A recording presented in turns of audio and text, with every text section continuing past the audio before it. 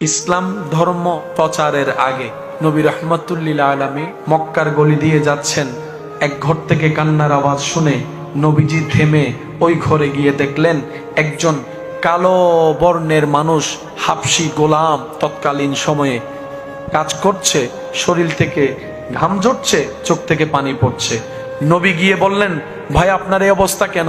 তখন উত্তরে তিনি বললেন, ভাই আমার শরীরে অনেক গায়ে জ্বর, কিন্তু যার আন্ডারে চাকরি করি সে আমার প্রতি কোনো মায়া দেখায় না, মহাব্বত দেখায় না, আমাকে কাজগুলা বুঝাই দিতে হবে সকাল হতে হতেই, সেজন্য শরীরে জবাব দিয়ে দিয়েছে, কাজ করতে পারবে না, তারপর আমার করতে হচ্ছে, না হয় আমাকে মারের উপর মার দিবে, আঘাতের উপর আঘাত দিবে।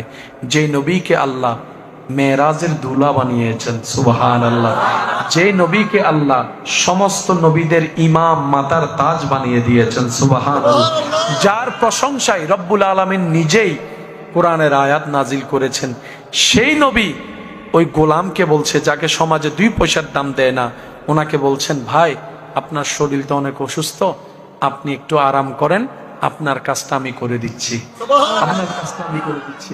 এবার সেই হাবশী গোলামটা বলে যে আপনি আমার কাজটা করে দিবেন, এটা তো বড় সৌভাগ্যের বিষয় আমার, কারণ কেউ তো কারো খবর রাখে না, আপনি তো আমার জন্য একটু দেখতেও আসছেন, চিনি না জানি না, এত উপকার করে দিচ্ছেন। তো যেহেতু শরীরে জ্বর ছিল, উনি আরাম করছে, নবী ওনার পক্ষ হয়ে সব কাজ করে দিয়েছে, সব কাজ করে দিয়েছে।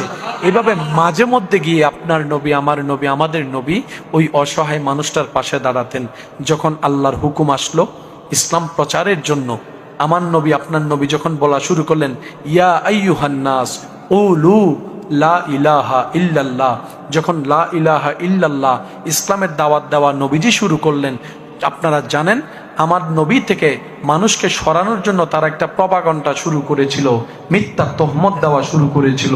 সেটা হচ্ছে নবীকে জাদুকর বলা হতো, নবীকে জাদুকর বলা হতো, নবীকে বিভিন্ন অপবাদ দেওয়া হতো, যেন মানুষ নবী থেকে দূরে থাকে, নবীর কথা না শুনে।